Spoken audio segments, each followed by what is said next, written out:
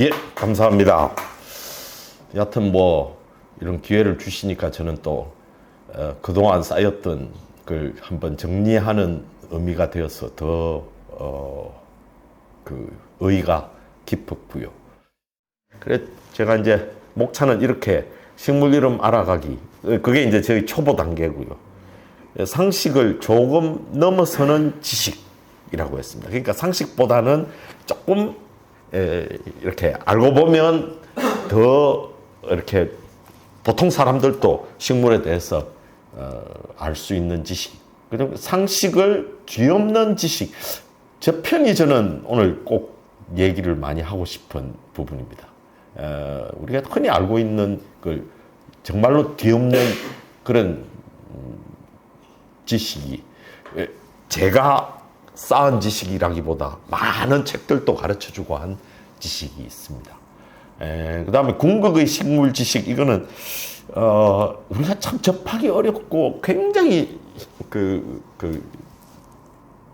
어려운 마지막 단계의 식물 지식 부분이 있습니다. 몇 가지 나중에. 근데 지식, 그러나 유용하지 않은 지식, 이건 제가 이유를 그렇게 붙인 나중에 설명드리겠습니다. 제가 그때도 말씀을 드렸습니다만, 과거 한 5, 6년 전에 제가 발표를 할 때도 초심자의 나무 알아가기라고 적었습니다. 우리 연구원, 산업연구원 산학회가 1박 2일로 지리산 종주를 하기로 하고 한 열 몇 명이 갔어요. 그런데 저하고 나머지 세 사람이 좀 일찍 내려와야 될 일이 있었어요. 저하고 한 젊은 분은 부산에 있는 결혼식에 그 다음날 참석하러 내려오는데, 나이 많은 두 분을 모시고 내려오는데 그분들 걸음이 느리니까 계속 오면서 이제 자꾸 한눈을 팔잖아요. 그러니까 나무 명찰이 다 보여요. 국립공원에는 중요한 나무들에 명찰을 붙여놨는데 소나무 빼고는 이름과 모양을 연결시킬 수가 없었습니다. 1992년이에요.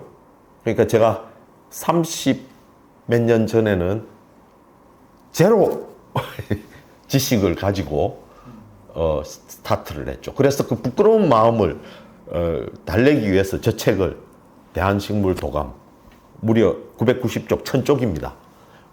굉장히 이렇게 그림으로 이렇게 그려가지고 제일 두꺼운 식물 도감, 이창복이라는 분이 우리 식물, 특히 그 나무를 수목학에서 가장 이렇게 한국에서 알아주시는 분이. 그래서 제가 앞에 아마추어 나무 박사라고 이름을 붙여놨는데, 어떤 일에 빠져야 이런 타이틀이 유효하다. 호기심이 계속 발동되어야 가능합니다. 저는 그렇게 저를 이렇게 몰고 가준 패션이라 할까요? 하여튼 호기심에 감사드리면서 살아왔죠. 자, 식물 이름은 어떻게 정해질까? 그 전에 이름은 알아서 뭐 하려고 하시는 분들이 많았어요. 제가 이제 나무에 대해서 조금 알면 약간 시니컬하신 분이, 그런 분들은 대부분이 그런 질문을 합니다. 그러고는 그 다음에 유실수는 좀 알아두는 게 좋겠지. 그리고 이 나무 목재가 쓸만한 거야? 아니면 약초를 좀 알아보지 뭐. 약초 전문가가 되면 유용할 거야. 이게 어떤 개념이냐면, 우리나라는 나무나 식물을 알려면 정말로 그냥 그 속으로 쑥 들어가서 알려는 게 아니고, 그 나무나 식물을 사용하려는 그 뜻이 굉장히 강해요. 근데 거기에 딱 맞춘 게 대체로 전문가들이 쓴 식물책도 그런 사람들의 취향을 따르는 경향이 많습니다. 그래서 저는 전혀 관심 없는 약초, 이 식물은 이런 약효가 있다는데, 그 약효가 무려 그 식물 설명의 한 10에서 15% 정도 들어가 있어요. 예를 들자면. 그 다음에 정말 우리나라 식물 이름은 어떻게 정해질까를 궁금하실 수밖에 없어요. 굉장히 독특한 이름들을 많이 가지고 있습니다. 근데 나중에 저는 어떤 위원회에서 정한다. 아마 저게 위원회에서 정해질 것 같아요. 그런데 저한테 저걸 2023년도에 제 후배 한 사람이 2000쪽의 저 책을 선물을 했어요. 저걸 읽어보면 실제로 어떤 각각의 식물들을 곳곳에서, 우리나라 곳곳에서 접하면 사람들이 뭐라고 부를 거 아니에요. 뭐라고 부르겠죠, 그죠? 혹은 전통의 그 중국 명칭을 이렇게 부르기도 하고, 혹은 굉장히 시골스러운 이름을 부르는 걸 향명이라고 합니다. 각 지방에서 부르는 이름들을. 그 중에서 다수가 부르는 것을 공식 명칭으로 채택한다고 합니다. 우리나라 이름들은, 식물 이름들은 공식 명칭이 있고요. 그 다음에 향명 중에 공식 명칭으로 채택되지 않은 것들을 이명, 다른 이름이라 해가지고 이명이, 저 식물 이름의 유래 그 책을 보면 각 그 공식 명칭 아래에 많은 건 한 이명이 한 10개도 있고요. 적어도 한 두세 개씩 이명이 있습니다. 저 책에 소개된 것만 해도 뭐 한 2, 3천 종이 되니까 참 그런 식물 이름을 짓는 것 자체가 참 우리 아마추어들, 전혀 모르시는 분들 입장에서는 굉장히 좀 불가사의한, 그래서 좀 그 이상한 이름이 지어진 거에 대해서 비판적인 말도 많이 나옵니다. 예를 들자면 봄철에 굉장히 예쁜, 아주 이른 봄에 이렇게 연보라 비슷하게 피는 꽃이 있어요. 작은, 아주 주의를 해야 보이는 꽃이 있는데 개불알 꽃이라는 이름을 붙이고 있어요. 그러니까 이제 막 그 인터넷에서 난리입니다. 어떻게 이런 이름을 붙인, 일본 이름을 흉내낸 거다 하고 막 그렇게, 실제로 일본 이름의 공식 명칭도 개불알 일본어로 돼 있어요. 그러면서 자기들끼리 봄까치꽃이라고 이름을 따로 붙여가지고도 이렇게 그 사람들끼리는 그렇게 부릅니다. 그러니까 이름을 부른다는 게 참 어렵죠. 그리고 이제 일본어도 다르고요. 영어로도 다르고, 중국 명칭도 다르고, 유럽에서도 부르는 게 다르고. 그래서 가장 궁극의 이름은 학명입니다, 결국은. 학명은 학자들이 정한 이름이에요. 저 학명을 정하는 데는, 명명자라고 이름 붙이잖아요. 우리나라 독특한 나무들은, 식물들은 거의 대부분 한 50%가 나가이라는 사람이 저 홍동에 관사도 있었잖아요. 네. 그 관사 주인이었어요. 나가이가? 뭐냐면 일제강점기 때 거기가 뭐냐면 국립 임업시험장이었어요. 그거의, 우리 말하자면 그거 조선 팔도에 있는 나무들을 다 모아놓고 늘 관찰하고 연구하는 그 대장이 나가이였어요. 그런 자기의 타이틀이 예를 들자면 수목원장 이런 정도가 되지 않으면 저 소사이어티에 들어가지가 못해요. 저 명명자에. 예를 들자면 천리포 수목원 있잖아요. 그 양반 이름으로 된 한국, 명명자로 된 한국 종이 호랑가시 나무하고 목련 두 개가 올랐어요. 거기 천리포 수목원이 국제 수목원 소사이어티에서 알아주는 곳이었기 때문에 이 사람이 식물에 빠졌을 뿐이지 전혀 식물의, 그러니까 그야말로 저하고 비슷한 사람이죠. 린네라는 사람이 창안한 방법이에요. 송명, 종소명, 그러니까 오리자, 사티바, 저게 오리자가 말하자면 벼속이에요. 벼속. 사티바라는 게 그 중에 어떤 특성을 가진, 그래서 그게 종소명이 되고요. 린네가 이제 명명자가 됩니다. 그래서 그 린네 자리에 나가이가 우리 한국 특산 그 식물들은 나가이가 거의 50%입니다. 그리고 그 외에 일본 사람들이 많고요. 한국 사람 들어간 건 한 20%밖에 안 되고요. 그리고 그 천리포 수목은 그 양반이 그렇게 들어가고 그렇습니다. 자, 상식을 조금 넘어서는 지식이라고, 그 나무나 이런 걸 봤을 때 우리가 가까이서 만나는 건 대체로 사실은 공원이나 아파트 단지에 있는 사람들이 심어서 기르는 나무와 풀, 꽃, 그걸 조금 뭐 이렇게 전문 용어로 식재한 나무입니다. 그 농토에 짓는 것도 그렇고요. 아까 말씀하신 과수원에 그것도 다 식재한 나무죠. 자생은 자연에 저절로 자라는 나무와 풀 이렇습니다. 예를 들자면 한 가지, 산수유라는 거 자주 보죠, 그죠? 산수유라는 나무를. 근데 산수유가 그렇게 꽃을 많이 피우고 그렇게 우리나라에 많이 공원에 많이 심어져 있고 절에도 있고 곳곳에 심어져 있는데 저는 산에서 저절로 자라는 걸 본 적이 없어요. 그렇게 산을 제가 열심히 다니고 이러는데 그 산수유는 우리 토양에는 식재하지 않으면 자라지 않는 거예요. 예. 저기 구례에 산수유 마을이 있고요. 굉장한 관광지입니다. 산수유 하나로 먹고 살 만큼. 그리고 그 다음에 이천에도 산수유 마을이 있어요. 굉장히 사람들 많이 갑니다. 나 그 주차를 못 해요. 그런데 그것도 옛날에 약재로 쓰려고 산수유를 대거 심었던 곳의 그 산수유 나무들이 좀 커져가지고 정말로 이제 운치 좋은 게 돼버린 거죠.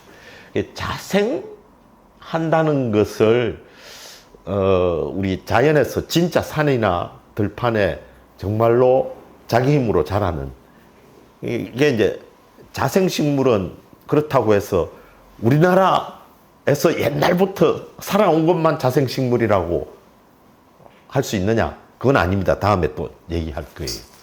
그래서 저는 자생식물을 최우선으로 관찰하고 싶어 해요.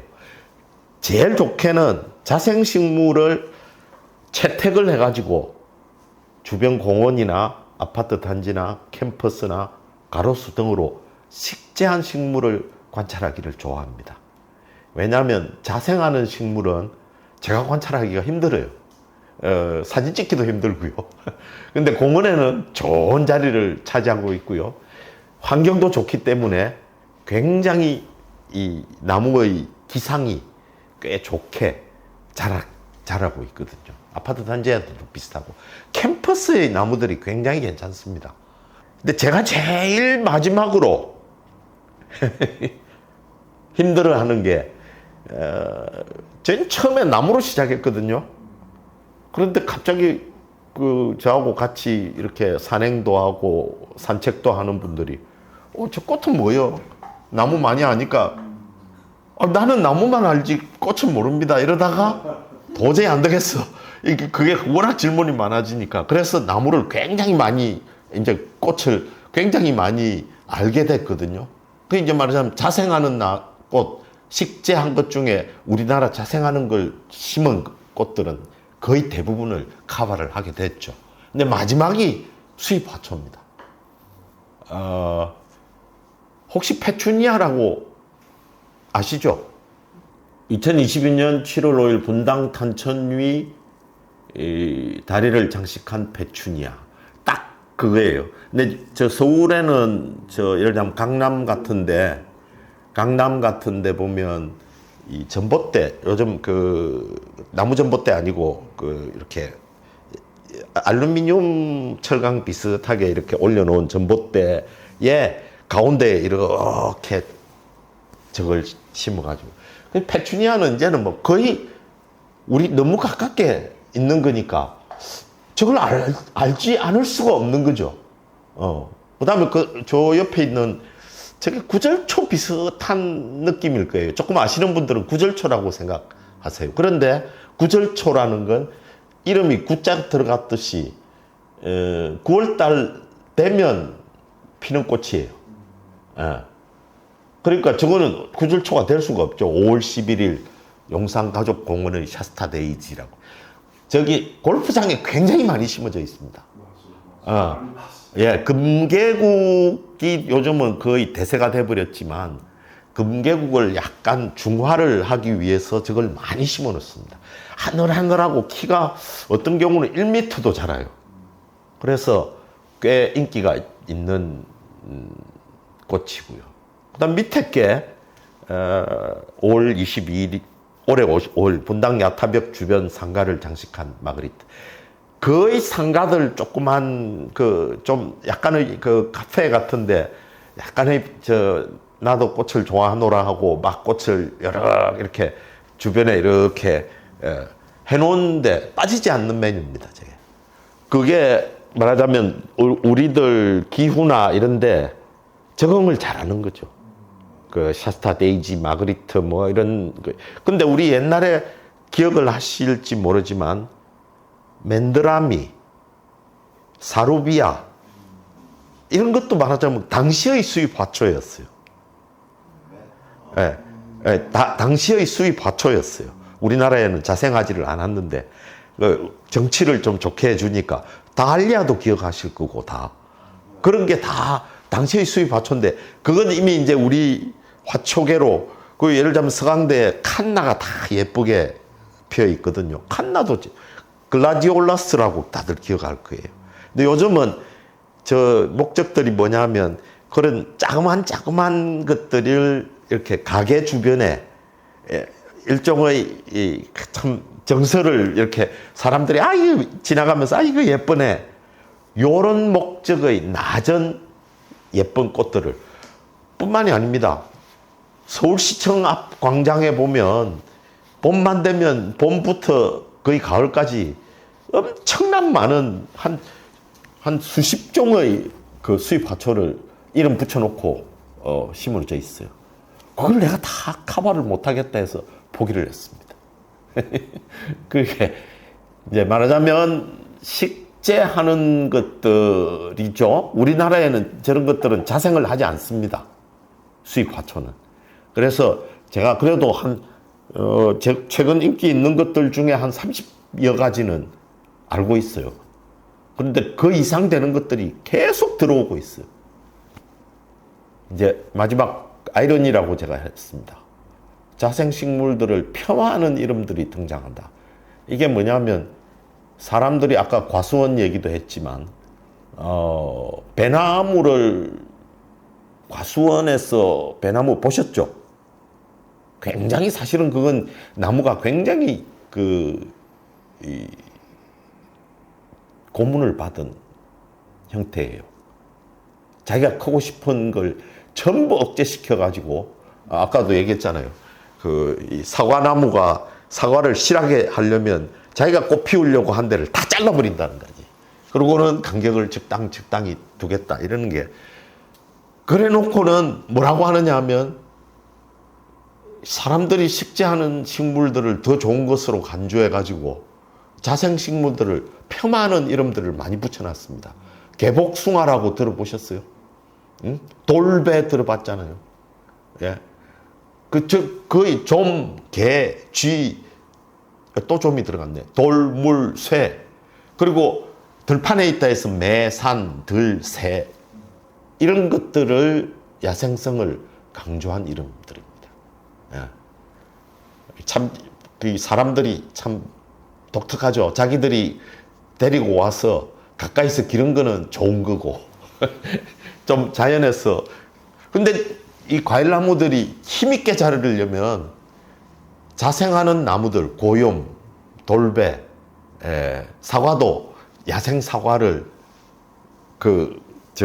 뭐라 하나요? 원주로 해가지고 거기에 접붙여야 아주 튼실한 나무로 자란다라고 하고 있어요. 그러니까 참 사람이 독특하죠. 낙엽수하고 상록수, 옛날에도 제가 좀 설명을 드렸었는데, 먼저 알아야 할 지식이 잎은 물을 받아가지고 광합성을 하는 도구입니다.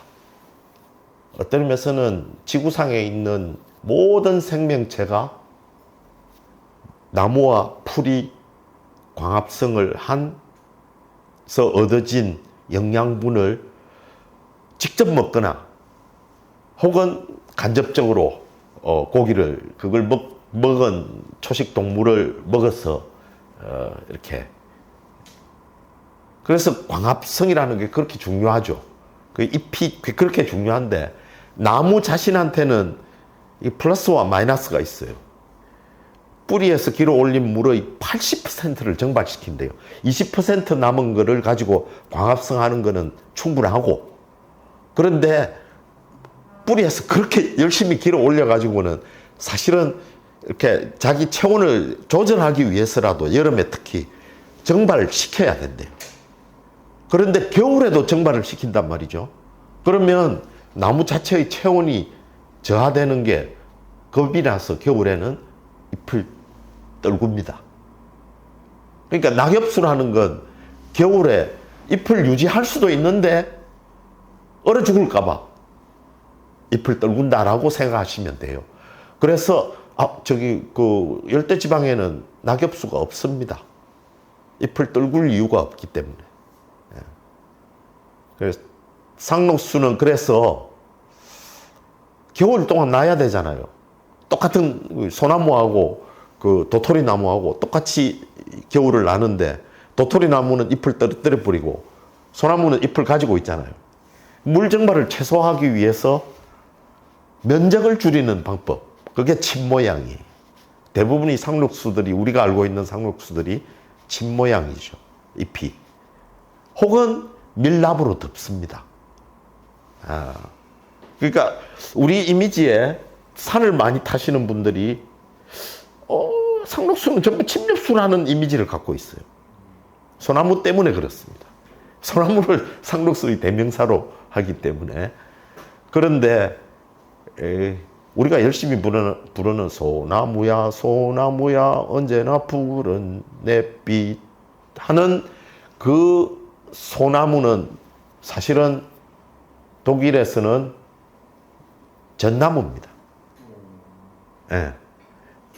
근데 트란넨바움인가, 그런데 그 전나무를 일본 사람들이 소나무로 번역을 했어요. 그걸 우리가 받아가지고 그냥 그 가곡을 도저히 바꿀 수 없게. 예. 그리고 잘 아시는 향나무, 측백나무, 그리고 일본에는 유명한 삼나무가 있죠. 우리나라 남쪽에도 자랍니다.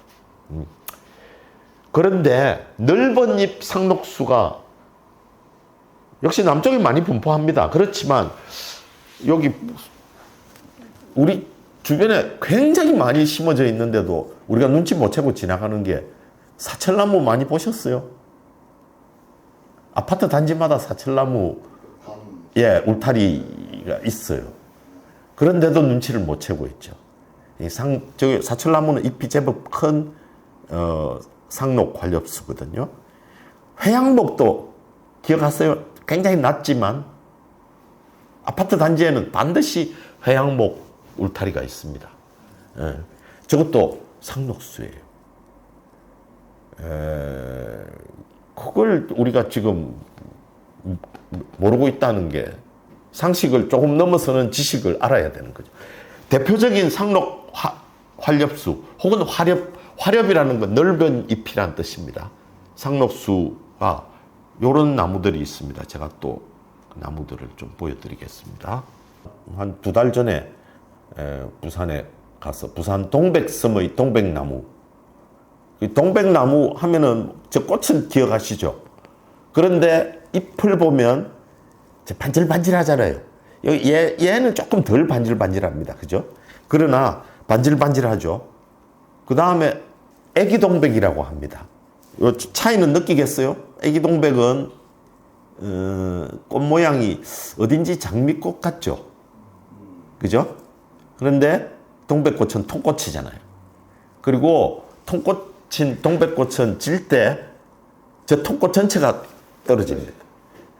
제가 저 일본 갔을 때 고 이시카와 식물원을 들어가 가지고 막 보고 있을 때 일본 할아버지가 와가지고 저하고 얘기를 조금 했는데 사무라이가 제일 싫어하는 나무래요. 목이 떡 떨어지는 거예요. 근데 독특하게 요 애기 동백은 잎이 막 떨어져요. 그 일본말로 이게 쯔바키 차이가 있어요. 저 왼쪽 위에 후박나무라는 나무가 있어요. 저게 그 밑에 있는 예를 들자면 부산시도 그렇고 통영, 여수 그 일대 전부 그 이렇게 해안가 도시들에는 다 저게 가로수로 심어져 있어요. 후박나무가. 저 후박나무는 여러분들이 아는 후박나무하고 다른 겁니다. 저는 잎이 그 후박나무의 한 5분의 1 크기밖에 안 될 거예요. 저거는 상록수. 그 여러분이 아는 조경업자들이 부르는 후박나무는 일본 목련입니다. 그 일본 목련은 잎이 굉장히 크거든요. 근데 그거는 낙엽수입니다. 겨울 되면 떨어뜨려요. 일본에서도 떨어뜨립니다. 그 밑에가 2024년 작년 제가 11월 달에 동경을 가서 나무들을 많이 관찰을 했는데 황금, 고교라 하나요? 거기에 먼나무, 구로 가네모찌라고 부릅니다. 일본말로는. 구로 가네모찌. 나무가 보면 나중에 우리나라는 저 잎들이 겨울 되면 많이 떨어져 버리고 저 빨간 열매가 들어있죠. 그죠? 저 빨간 열매들이 막 많이 남아 있으면 굉장히 운치가 있어 보여요. 그 다음에 얘가 아마 저 남쪽 도시에 가보시면 큰 나무 밑에 그 가로수 큰 나무 밑에 또 울타리 비슷하게 저 홍가시 나무라는 걸 많이 심습니다. 이런 정도는 좀 아시면 좀 상식을 넘어서는 지식을 얻게 되시겠죠. 그 다음에 열대지방 나무는 모두 상록수입니다. 모두 상록수면 어떤 일이 벌어지느냐 하면 상록수라는 얘기는 1년 내내 성장을 합니다. 사실은 낙엽수 있잖아요. 낙엽수는 잎을 떨어뜨렸다는 건 어떤 의미겠어요? 영양분을 더 이상 안 만든다는 의미죠. 그렇죠? 그리고 물 공급도 최소한만 하고는 그치고 있는 겁니다. 고로쇠 나무 물 받는 게 언제냐 하면은 한 2월 말 3월 초 이런 때 막 이제 나무에 물 오른다 하는 그때 이제 물을 새롭게 하거든요. 그러니까 안 자라기 때문에 어떤 현상이 있느냐 하면 나이테라는 거는 여름 시즌에는 자라기 때문에 조금 넓게 이렇게 좀 하얀 부분이 생겨요.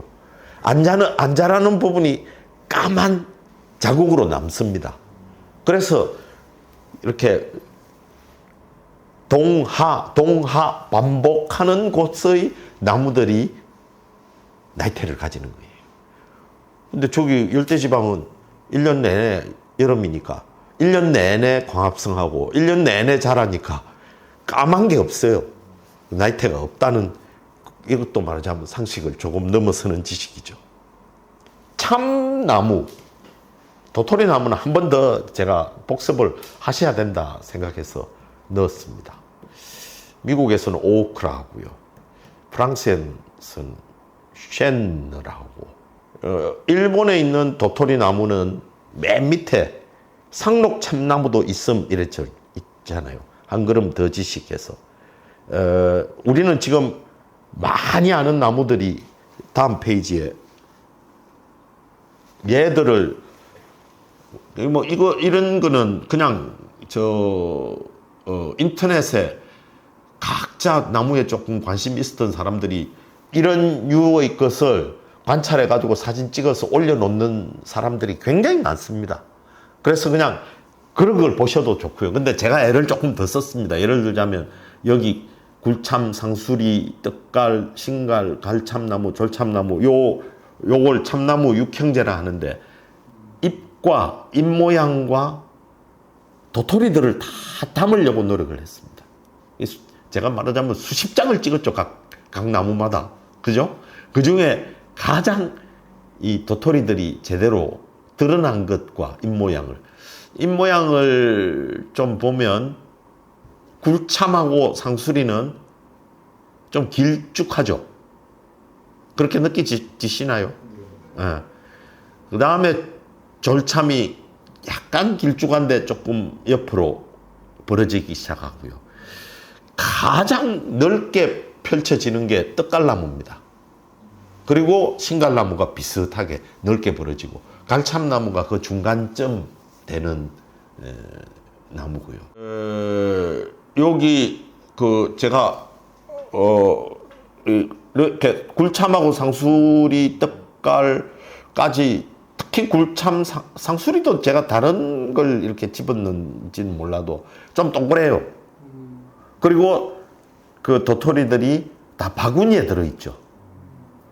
근데 여기 밑에서 여기 보면 연두색, 초록색 계열로 바구니를 담고 있죠. 위에 도토리 담고 있는 바구니 보이세요? 굴참, 상수리. 근데 떡갈은 젊었을 때부터 저렇게 브라운 색깔로 그렇게 담고 있습니다. 그러니까 이 떡갈은 아주 브라운이 짙죠. 이렇게. 근데 그 다음에 세 가지는 번거지 모자를 쓰고 있습니다. 우리가 흔히 도토리라 하면 나머지 세 개를 대체로 도토리라고 했죠. 신갈은 저 표현을 그렇게 합니다. 부처님 머리다. 갈참은 저 스님 번거지다. 이렇게 얘기합니다. 그리고 졸참은 저렇게 길쭉하잖아요. 그죠? 근데 저 졸참이 작아요. 그래서 졸자예요. 잎도 작고 열매도 작기 때문에. 그런데 그 졸참이 맛있기로는 묵을 하면 제일 맛있대요. 나는 실험을 못 해봤습니다. 책에서 그렇게. 묵을 만들 수 있어요? 묵을 만들 수 있죠. 빼가지고. 그래서 실은 저기 써놨잖아요. 인간이 지구를 떠난다면 자연을 지배할 나무는 참나무다라고 해놨어요. 한 500년 인간이 다른 행성에 갔다가 돌아오면 거의 지구의 한 8, 90%는 참나무가 덮고 있을 것이다. 근데 제가 이제 짐작하기로는, 제가 상상하기로는 도토리가 씨앗이잖아요. 이 자체가. 다른 씨앗을 생각해 보세요. 아주 작은데 얘는 영양분을 가득 안고 있어요. 아무리 척박한 데 가도 싹이 트서 꽤 자랄 동안 영양분을 이렇게 보급할 영양분을 안고 다니는 거예요. 거기다가 사실은 나무들은 이렇게 씨앗을 멀리 퍼뜨리는 걸 그야말로 막 엄청나게 노력합니다. 예를 들자면 단풍나무 씨앗은 보면 팔랑개비를 붙입니다. 바람개비. 예? 그래가지고 멀리 좀 날아보내게 하려고 하고요. 굉장히 멀리 보내려고 하는데 얘는 다람쥐가 그 일을 다 해줍니다. 겨울에 잔뜩 물고 가서 곳곳에 자기가 아는데 이렇게 숨기는데 자기가 먹을 수 있는 양의 한 2배, 3배를 숨긴대요. 그걸 까먹는 거야. 그러면 곳곳에 흩어서 숨겼기 때문에 번식하기가 그렇게 좋다는 거죠. 그래서 도토리와 다람쥐에서 그 경쟁력이 있다는 거예요. 참나무의 번식력. 우리나라에도 외국 수종 참나무들이 식재되어 있습니다. 우리 가로수로 대왕 참나무가 엄청나게 심어져 있어요. 여기도 밖에 나가면 대왕 참나무 쉽게 보실 수 있습니다. 곳곳에 심어져 있어요. 그 지하철역 주변 약간의 공원성 그런 이렇게 길 걷는 데도 많이 심어져 있고요. 저기 서강대 노고산에도 굉장히 아름드리 대왕참나무가 자라고 있습니다. 정문에도 자라고 있고요. 그리고 루브라 참나무라고 쟤도 굉장히 많이 심어져 있어요. 한 걸음 더 나아가서 상록 참나무는 종가시나무, 북가시나무, 졸가시나무 이런데 일본에는 저 종가시나무가 아름드리 예를 들자면 야스쿠니 신사라든지 메이지 신궁에 가면 저 종가시나무는 굉장한 저 위세를 가지고 자라고 있습니다. 가시나무라고 이름 붙어 있는데 이름은 저 가시라는 건 우리말로는 도토리를 의미했대요. 즉 도토리가 맺히는 나무라는 뜻이죠. 우리 노래 중에 뭐 가시나무 새 뭐 이런 게 있어서 가시나무로 하면 가시가 있는 나무로 노래 가시나무에 가시나무죠, 그죠? 그러니까 그거는 예를 들자면 그거죠. 예를 들자면 장미 뭐 그런 류 아카시아 뭐 이런 류가 가시나무를 상상을 했는데 실은 우리 말 속에 저 가시나무라는 게 저런 이 참나무라는 존재예요. 풍매화를 아십니까라고 제가 적었습니다. 이게 이제 상식을 조금 넘어서는 지식의 가장 중요한 부분 중에 하나입니다. 모든 식물은 꽃을 피웁니다. 이게 기본 지식입니다. 꽃은 왜 피우냐 하면 번식을 하기 위해서 꽃이 있습니다. 잎은 왜 잎을 내느냐 하면 먹고 살기 위해서 잎을 냅니다. 우리는 잎을 가지고 먹고 살지만 나무는 스스로 영양분을 만들죠. 풀도 스스로 영양분을 만들죠. 생명 활동을 합니다. 근데 이 번식은 생식 활동이라고 합니다. 즉, 성활동이죠. 그 번식을 하기 위해서는 꽃이라는 기관이 필수적이기 때문입니다. 그런데 이 나무와 풀들 꽃을 보셨습니까? 라고 적었습니다, 제가. 얘가 상수리 나무 꽃입니다. 이걸 관찰하실 분이 거의 없죠. 그렇죠? 이게 한 4월 초쯤 저게 그냥 곳곳에 저게 말하자면 폴렌을 저 줄줄 늘어서는데 달려있는 게 다 막 사람으로 하면 정자고요. 폴렌입니다. 폴렌. 꽃가루라고 부르잖아요. 저게 그냥 공기 중으로 살포됩니다. 예? 그게 얘는 알러지가 좀 약하대요. 참나무는. 근데 제일 강한 건 다음에 나옵니다. 그 다음에 요게 그 대왕참나무 수꽃입니다. 제가 인천 송도에 금년 5월 달에 골프를 치러 간 게 아니고 골프를 리브 골프라고 거기가 한국에서 한번 그 골프를 대회를 했어요. 그게 대왕참나무가 지금 꽃을 피운 겁니다. 역시 비슷하죠. 근데 잎 모양이 굉장히 독특하잖아요. 저 왼쪽 끝을 보십시오. 우리 참나무하고는 다르게 막 저 톱니가 그냥 굉장히 심하게 파먹고 있죠. 막 단풍나무 비슷하게, 그죠? 예. 그게 대왕참나무입니다. 굉장히 잘 자라는 나무기 때문에 수영이 좀 굉장히 곱고 정치가 괜찮습니다. 그래서 많이 심는 거예요. 골프장에도 많이 심어져 있습니다. 자, 이게 버드나무예요. 사실은 버드나무 나는 저게 서울대 저 버들골이라는 데가 있습니다. 거기 결혼식장을 갔다가 내려오면서 저걸 보고는 저게 잎이 피었나 하고 봤더니 얘들이 다 중간에 있는 게 저게 수꽃입니다. 네? 저 녀석이 이렇게 폴렌을 날립니다. 저 꽃가루가 버드나무 꽃가루는 못 견뎌요. 굉장히 셉니다. 그리고 일본 삼나무도 아주 셉니다. 그 알러지가 제가 일본어 공부한다고 그 유튜브를 들으면 그 알러지에 대한 얘기를 합디다. 예. 근데 저게 이렇게 토실토실한 저게 숫꽃이고요. 오른쪽에 저 분당 탄천 수양버들 암꽃이라고 적혀 있잖아요. 요 암꽃을 보면, 여기 보면 암꽃이 오히려 더 그냥 이렇게 기세가 위로 향하고 있죠. 제가 열매 모양을 하고 있어요. 그리고 여기서 날라온 그 폴렌을 받아가지고 나중에 그 열매가 맺어지면 우리 집사람이 제일 싫어하는 버드나무, 자기는 그게 자기 코를, 알러지를 괴롭히는 거다라고 생각하는데, 하얀 솜털 달리는 거 있죠. 그게 열매가 맺은 겁니다, 말하자면. 그 솜털에다가 열매 조그마한 거 달아가지고 멀리 날리는 거죠. 버드나무는 그렇습니다.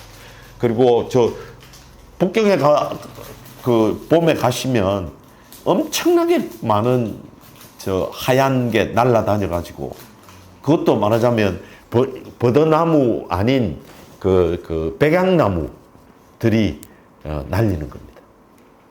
자, 그 다음, 이게 이제 송화입니다. 송화라는 건 맨 왼쪽에 이게 2024년 4월 20일 제가 마지막 강의를 한 학기 때 찍은 건데, 전 이렇게 위로 솟구친, 거기에 보면 옆에 주황색들이 많이 붙어 있죠. 저게 송화가루예요.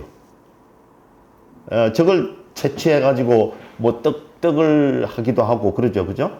저게 이제 말하자면 폴렌입니다. 꽃가루가 날아가가지고요. 바로 옆에 있는, 오른쪽에 있는, 중간에 있는 아주 보라색, 저게 암꽃이에요. 약간의 솔방울 모양이라고 느껴지지 않으세요? 그죠?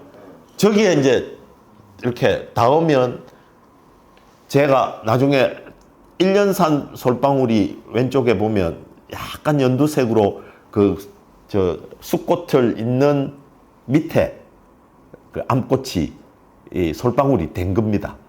제가 오른쪽이 잘 보이는가 모르겠습니다. 오른쪽이 맨 위에 그 숫꽃을 틈에 자세히 보시면, 나중에 이 파일을 보시면 여기가 얘 꽃들이에요. 숨어서 자색 꽃이 있습니다. 그 다음에 얘가 벼과의 기름새라는 겁니다.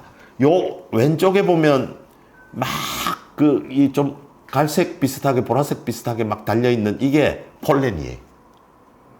이게 말하자면 막 공중에 살포됩니다. 그래서 옆에 가가지고 지금 이게 이제 암꽃이며 수꽃이거든요. 이렇게 해가지고 열매가 맺어지는 거죠. 그런데 벼나 이런 헤이 알러지라는, 저는 우리 벼에 알러지를 하는 미국 사람을 우리 연구원의 영어 이렇게 에디터였는데, 그 사람은 막 가을 되면 막 그냥 휴지를 달고 다녀요. 벼 알러지. 벼 폴렌 알러지죠. 벼 꽃가루 알러지. 벼도 꽃가루가 있나? 요게 꽃가루라니까요. 헤이 피버는 벼. 다 그거예요. 말하자면 헤이 피부라 하면 벼, 아니면 이거는 기름새라는, 제가 나중에 좀 설명을 조금 드릴게요. 갈대, 억새, 뭐 이런 것들이 다 벼과입니다. 벼하고 같은 성질을 가지고 있죠. 이렇게 달고 있습니다, 다. 사실은 풍매화라는 게 좀 힘들죠, 자기들이. 그러니까 혹시 그거 보셨죠? 그 바다에, 동물의 왕국 보면 바다에 연어 뭐 이렇게 올라오는 그거 보시면 알을 그냥 확 살포해 놓으면 순놈들이 막 오면서 그냥 막 정자를 막 살포를 하잖아요. 그거 이상인 거죠, 식물은. 이 풍매화는. 충매화는 다 아시는 그 꽃들 있잖아요. 꽃 안에 우리 그림 보면 암술, 수술 다 있잖아요. 수술을 가능하면 바깥쪽에 이렇게 키 크게 만들어 놓습니다. 그래서 벌이나 나비가 들어와 가지고 암술 근처에 있는 이 꿀을 빨아먹으러 들어오다가 수술에 있는 꽃가루를 몸에 묻혀 가지고 다른 데 날아가 가지고 또 똑같은 짓을 하려고 암술 옆에 있는 꿀을 이렇게 닿으러 가다가 암술에다가 다른 꽃에서 가져온 폴렌을 갖다 붙이는 거죠. 그걸 충매화라고 하죠. 그래서 그거는 곤충을 꼬셔야 되니까 예쁜 모양을 하고 향내를 뿜고 그러니까 그걸 좋아해요. 그건 꽃이라고 생각하는데 풍매화는 꽃이라고 생각 안 하는 거예요. 아까 보여준 그런 걸 꽃이라고 못 느끼잖아요. 사람들이. 예, 그게 사실은 꽃이에요. 예. 숫꽃은 꽃가루 폴렌을 뿌리기 좋게 노출형이 되고요. 암꽃은 아주 작거나 열매의 어린 모양을 하고 있습니다. 암꽃은. 제가 개암나무도 비슷한, 그 참나무 비슷한 그런 숫꽃을 했는데, 암꽃은 아주 조그만 게 딱 붙어 있어요. 근데 그게 열매가 나중에 되죠. 사실 알고 보면 풍매화가 식물계를 지배하고 있습니다. 아까도 얘기 드린 참나무도 다 풍매화죠. 우리가 많이 심는 너티나무, 큰 나무들은 다 풍매화입니다. 그리고 우리가 많이 먹는 곡물들은 다 풍매화죠. 풍매화이든 충매화이든 자가 수분을 거부하는 경향이 있습니다. 조매화도 있습니다. 새가, 동백은 겨울에 피기 때문에, 동백은요, 겨울에 피기 때문에 벌이나 나비가 날아올 수가 없어요. 그래서 뭐냐면 동박새라는 녀석이 꿀 빨아먹으러 들어갔다가 그걸 이렇게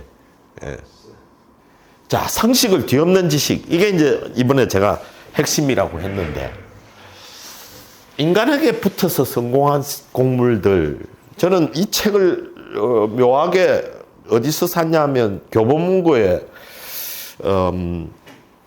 원서를 한 30% 할인해서 파는 행사를 하고 있더라고요. 그래서 저걸 샀어요. 건즈, 점즈 앤 스틸. 저걸 사가지고 한 달에 걸쳐서 읽었는데, 아마 식물에 저만큼 막 이렇게 빠져 있는 사람이 아니면 놓쳐버릴 부분이, 이 사람이 많이 주장한 게 뭐냐면, 농업을 굉장히 번성시킨 이 족속들이 세상을 지배하기 시작하잖아요. 그리고 총, 균, 쇠 같은 이런 걸 정착해가지고, 그 전에는 막 수렵을 하든지 목축을 하든지 아니면 채취를 할 때도 막 돌아다니면서 채취를 했어야 됐거든요. 근데 이제 드디어 심게 됐죠. 제가 식재했다고 했잖아요. 이 식물 중에 오히려 열성 돌연변이들이 인간의 선택을 받았대요. 밑에 적혀 있습니다.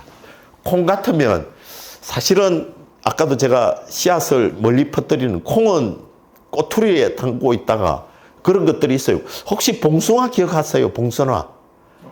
다 익으면 탁 건드리면 팡 터지잖아요. 씨앗을 멀리 퍼뜨리기 위한 노력이거든요. 사실은 꼬투리로 하는 것들은 다 그런 노력을 한대요. 흔적이 있잖아요. 이렇게 딱 갈라지게. 그래서 peas, lentils, 저기 까만, 우리 서양 음식 먹으면 작은 콩 있잖아요. 까만 콩. 플렉스는 아마라고 하고, poppies, 저게 아편인데, 아편 중에 씨앗은 곡물처럼 먹는데요. 저거는 환각작용이 없대요. 씨앗은. 근데 이 꼬투리가 터져야 되는데, 돌연변이 중에 터지지 않는 게 있어요. 그리고 곡물들 중에 줄기를 흔들어 가지고 이삭을 턴대요. 바람이나 이런 걸 해가지고 몸을 턴대요. 그러면 휘트나 발리나 라이스는 이걸 씨앗을 멀리 이제 보내는 거죠. 근데 그 중에 그런 걸 땅바닥에 있는 걸 주워라 하니까 인간들이 힘들잖아요. 근데 이상한 녀석들이 몇몇 종들이 안 트는 녀석이 있는 거예요. 보리, 밀 이런 거예요.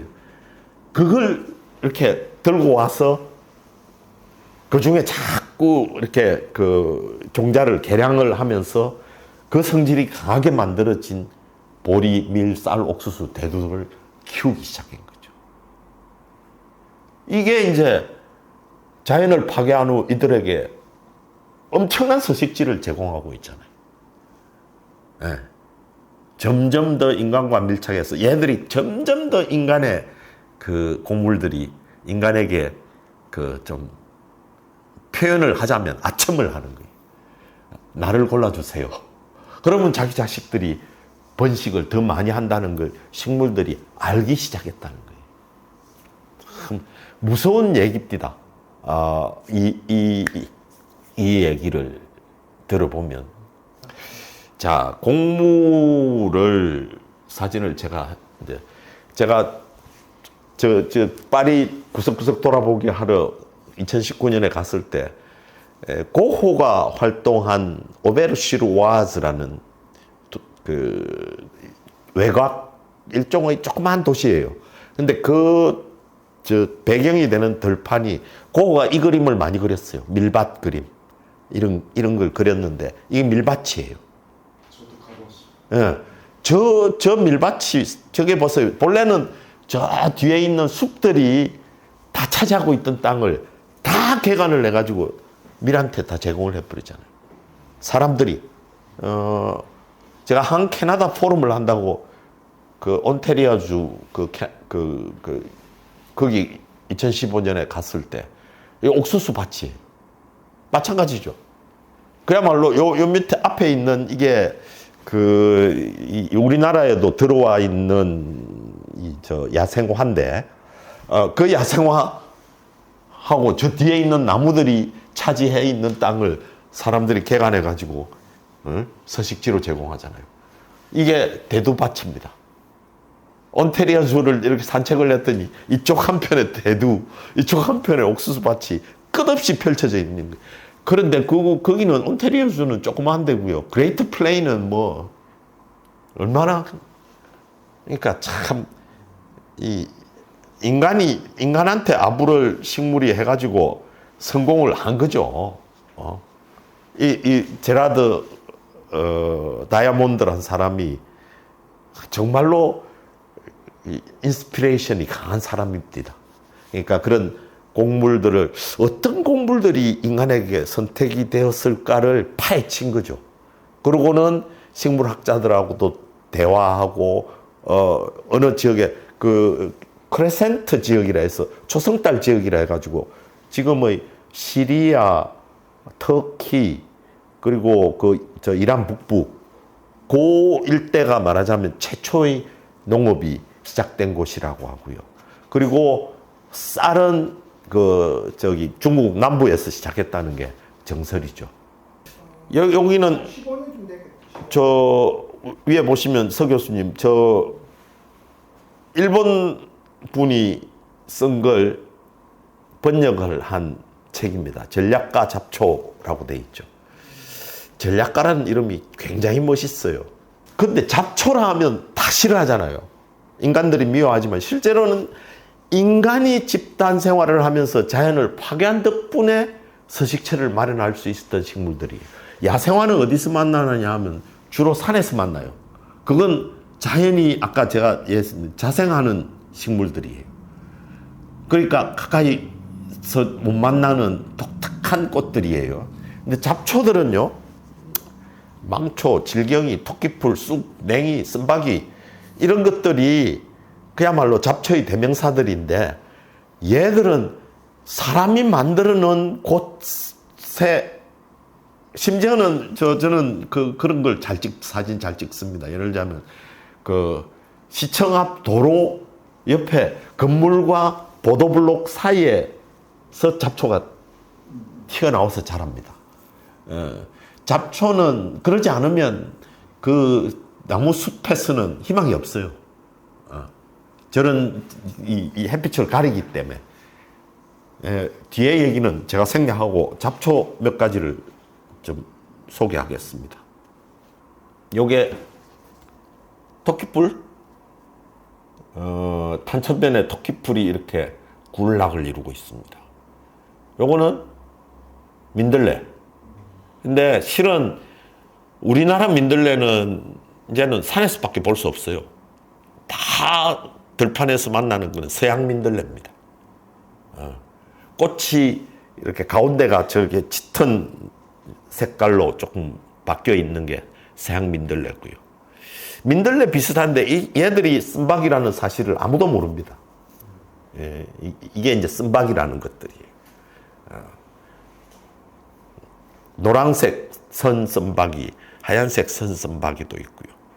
여기 뽀리뱅이라는 아주 예쁜 이름을 가졌는데 얘도 민들레 비슷하게 아주 꽃은 작아요. 자세히 보시면 제가 야탑천변에 보면 아주 작은 꽃을 피웁니다. 오른쪽 옆에는 지친개라는 꽃인데 흔히 이렇게 천변이나 이렇게 공원 비슷하게 우리 산책로 주변에 자리를 잡습니다. 지친개가 이쁜 모습을 보인 것 요겁니다. 뭐라고 느껴져요? 은근키 비슷하지 않아요? 그죠? 예, 은근키 사촌입니다. 근데 이제 은근키는 보통 많아봐야 한 두세 개만 저렇게 위에 꽃을 피우는데 지친개는 이렇게 잔뜩 작은 꽃을 보라색으로 피웁니다. 잡초라는 것들은 흔히 우리가 야생화라고 구분을 하는 거는 실은 산속에서 만날 수 있는 걸 그래서 막 산에 가가지고 찍잖아요, 사진들. 뭐 복수초, 구절초, 마타리, 쑥부쟁이 뭐 이런 것들은 산에서 찍는 것들입니다. 쟤들은 인간이 만들어준 환경이 아닌 곳에서 자라는 것들이고요. 이 잡초들은 실은 우리가 인간들이 싫어하지만 인간이 그런 환경을 만들어주고 개활지를 만들어주고 도로를 만들어주고 산책로를 만들어주고 한 곳에서 자라는 것들이 잡초입니다. 그래서 단독주택 해놓으면 다 잡초들이 쳐들어오죠. 에? 그리고 그 잔디밭 만들어 놓으면 잡초들이 쳐들어오죠. 그래서 뭐 잡초 매기가 공공기관이니 뿌리채 뽑아야 된다 하고 이러죠. 뿌리채 뽑으면 없어질까요? 아니라는 거죠. 왜냐하면 그 밑에 흙 속에 잠복해 있는 형제 씨앗들이 내 차례를 기다리고 있어요. 얼마나 많겠어요. 씨앗이 그냥 살포되어 있는데. 그거의 극대화된 게 외래종 생태계 교란식물이라는 겁니다. 환경부에서 지정해서 생태계 교란식물로 지정한 것들이 있습니다. 지나치게 빠르게 번식해서 토종식물에 위협이 되는 식물들이 있습니다. 이것도 사진을 좀 보여드리겠습니다. 이게 잡초 중에 망초라 해가지고 밭을 갈다가 태봉산 옛날에 사시던 그 기슭에 보면 이 밭이에요, 밭. 밭을 점령하고 있는 게 망초예요. 1년만 밭을 묵히면 저게 저렇게 지배를 해버립니다. 완전히 밭을 다 지배를 해요. 요게 분당 탄침백 냉이굴락, 요것도 거의 생태계 교란식물. 얘가 그 브라운 색깔이 가시박이라는 겁니다. 저놈들 많지. 예. 제가 제일 인상적인 사진을 하나 보여드릴게요. 왼쪽 사진을 잘 보세요. 금강변에 버드나무 있는 거는 다 제가 무슨 토치칼을 만들듯이 다 덮어 써버린 거예요. 제가 세종시에 근무하면서 찍은 사진입니다. 무서웠어요. 저게 정말로 이제 옆에 보면 꽤 그래도 인간이 관리를 하는 저 경희대 국제 캠퍼스에 본초원이라 해서 약초원이에요. 경희대가 뭡니까? 한의학과도 있으니까. 거기에 지금 가시박들이 한 10m 되는 나무들을 타고 오르는 거예요. 가시박 다음에 유명한 게 얘입니다. 서양 등골 나물이라고 하는데 이쁘잖아요, 그죠?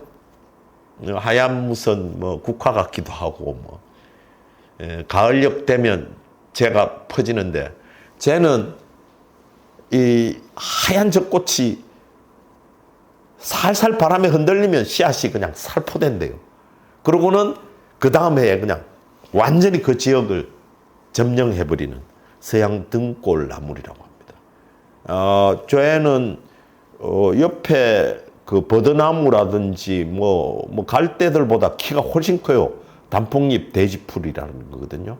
엄청나게 키가 큰 청계천 저 담장 위에까지 거의 올라갔잖아요. 가운데 있는 것들이 단풍잎 돼지풀입니다. 이게 우리 저 옆에 천에 단풍잎 돼지풀이 있고 그 밑에 환삼덩굴이라는 거하고 막 감아서 돌아가는 거고요. 환삼덩굴은 저건 많이 봤을 거예요. 밑에 환삼덩굴은 이렇게 별 모양으로 잎이 있는 좀 지저분한 물 흐르는 곳에는 이제 환삼덩굴이 다 차지하고 있습니다. 오른쪽 옆은 미국 자리공이라는 녀석도 역시 이 위해 생태계 교란식물이라고 환경부가 지정한 것들이에요. 가시박 제거를 위한 노력은 엄청나게 하고 있습니다. 그런데 그것만이 그러냐? 우리 갈등이라는 거 있잖아요. 갈등. 갈이 뭐냐 하면 칡이에요. 칡. 지금 칡 보면 막 사람들이 칡을 뿌리를 캐먹지를 않으니까 엄청나요. 과연 칡은 그러면 생태계 교란식물이 아니냐? 옆에 저 범어사에 보면 저 타고 오르는 게 뭐냐면 타고 오르는 모양이 있잖아요. 나무를 타고 오르는 저게 등나무예요. 우리 그 캠퍼스에 그 예쁘게 그냥 보랏빛 꽃 피우는 그 심는 게 엄청난 갈등. 그 다음에 나팔꽃은 우리가 사랑스럽다고 생각하는데 요게 지금 숙주가 되는 게 참나리 꽃이거든요. 참나리가 한 1.5m에서 2m 정도까지 크는데 그걸 지금 타고 오르면서 꽃이 핀 겁니다. 백일홍도 외래종이잖아요. 저거 외래종이에요. 멕시코에서 건너왔대요. 그런데 얘들은 좀 예쁘다고 생태식물이라 안 하고 그 외국에서 온 문익점의 목화는 우리 삶을 얼마나 바뀌어줬고요. 호두나무라는 게 호도예요. 호도. 도자가 저게 복숭아. 사실은 호두나무 열매가 맺히면 꼭 복숭아 같이 맺혀요. 그 복숭아 중에 우리는 겉만 복숭아를 먹고 안에 그거 핵을 우리는 호두나무는 핵을 먹죠. 겉은 맛없대요. 그 외래종이 과연 나쁜 건지 의문이다라는 거죠. 그게 이제 제가 말하자면 상식을 뒤엎는 지식이라고 표현을 했습니다. 우리 상식을 넘어서야 되겠다라는 말씀이고요. 제가 마지막에 알아야 지금 저는 거의 이 자생하는 식물의 95%를 자신 있게 안다라고 하는데 벽과는 어렵습니다. 옆에 풀이라 하면 우리 풀이라 하면 저게 풀이라고 느끼지 않아요? 전부 저렇게 잎이 길쭉길쭉하게 나오는 것들. 예? 그게 벽과와 사촉과입니다. 전부 다 풀들은 다. 근데 저게 종류가 막 엄청 많아요. 너무 비슷비슷한 것들이. 제가 그 분당 탄천변 줄과 갈대라고 해놨는데 지금 6월 11일 그저께 찍은 겁니다. 수영 갔다가 돌아오면서 찍었는데 왼쪽 것들이 줄이고 오른쪽 것들이 갈대입니다. 쟤들은 가을에 밑에 사촉과들이 왼쪽 거는 고랭이고 오른쪽 거는 가지청사초라고 합니다. 저런 걸 저도 이제 한 50%까지는 쳐들어갔는데 아직도 공부를 많이 해야 돼요. 조금 보여드릴까요? 벽과도 조금 보여드리면 이게 벼입니다. 제가 전남 영광에 그 원불교 훈련 갔다가 그 원불교 논입니다. 저게 저 분당 탄천변에 태평습지라고 있어요. 태평역 근처에 있어요. 거기 보면 막 그 습지에 주로 뭐 연인이 뭐 이런 걸 키우는데 보리와 밀을 심어놨어요. 제가 보리와 밀을 관찰하는 유일한 곳입니다. 일부러 막 저 보리밭, 논밭, 저 밀밭을 찾아갈 수가 없어서 거기 오시면, 봄에 오시면 저렇게 관찰할 수 있습니다. 제가 지금 얘기했죠. 벼는 10월 달에 이렇게 익습니다. 보리는, 밀보리는 언제입니까? 5월이죠. 즉, 봄파와, 곡물은 봄파와 가을파가 있습니다. 억새는 가을에 저렇게 이삭을 내밀어요. 저게 그 폴렌을 날리는 꽃이라고 했습니다. 갈대도 마찬가지로 가을에 합니다. 이게 가을파입니다. 유명한 피입니다. 벼하고 가장 많이 싸움질하고 농부들하고도 싸움질하는 녀석이죠. 피.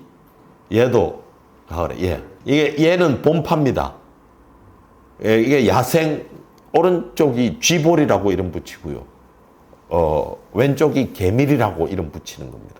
어쩌면 거기서부터 보리와 그 밀이 태어났는지도 모르죠. 매귤이라는 녀석이 역시 봄파입니다. 이게 이제 저의 마지막 숙제고 사실은 우리한테 굉장히 가까이 있는 것들이라는 말씀을 드리고요. 하나 궁극의 식물 지식을 조금 더 하면, 양치식물은 저는 고사리는 종류가 막 수없이 많고 버섯도 수없이 많고, 그런데 죄송스럽게도 그건 포기를 했습니다. 근데 열대 식물 중에 좀 아시면 괜찮을 만한 게 오른쪽이 봉황목이라고 이름 붙이는 나무입니다. 굉장히 크고 아름답고 꽃이 정말 화려한 것들. 열대지방 어느 곳에든 다 있습니다. 하와이부터 시작해서 베트남, 중국 하이코우니까 저게 하이난 섬이잖아요. 태국, 인도네시아 어디든지 저걸 만나고요. 그 다음에 우리나라에도 이제 따뜻한 곳에는 저거 부겐빌리아를 많이 키웁니다. 예쁘죠? 저건 알아두시면. 플루메이라는 또 뭐냐면 엉사수치가 항상 이렇게 머리 빗고는 저 꽃을 하나 탁 꽂고 뒤에 다녔던 꽃이에요. 그래서 유명해진. 우리 선조들이 사랑한 나무들, 이런 책들이 또 있습니다. 실은 강판곤이란 사람을 만나가지고 저도 행복했었고요. 우리 선비가 사랑한 나무, 강인권이 옛거의 나무를 찾아서 박산진이라는 사람이 궁궐의 우리 나무, 지식 그러나 유용하지 않은 지식이라고 했습니다. 나무 책들이 아마추어들을 질리게 만듭니다. 보면 잎의 모양을 도란형, 피침형, 무슨 뜻인지 아시겠어요? 계란을 거꾸로 엎어놓은 게 도란형입니다. 예. 잎이 이렇게 계란 거꾸로 세워놓은 듯하다. 피침형은 저기 그 소나무 같이 침같이 나온 걸 피침형이랍니다. 좀 낫죠? 잎이 입자루에 달린 모양 기수상복엽이라 하면 무슨 뜻인지 아시겠어요? 저걸 그냥 저런 책에 그냥 마구 써버립니다. 대생과 호생. 이것도 무슨 뜻인지 모르겠죠? 아실 필요 없습니다. 잎의 맥이 나 있는 모양, 이런 걸 가지고 막 전문 용어들을 써놨어요. 그 나무 덩굴이 갈라진 모양. 친절하게, 우리 나무 100가지, 요건 저 국립수목원장을 지낸 이유미라는 분이 쓴 책인데, 그 책에 또 저런 용어를 그대로 쓰고요. 심지어는 동의보감의 약효를 막 주절주절 늘어 놓습니다.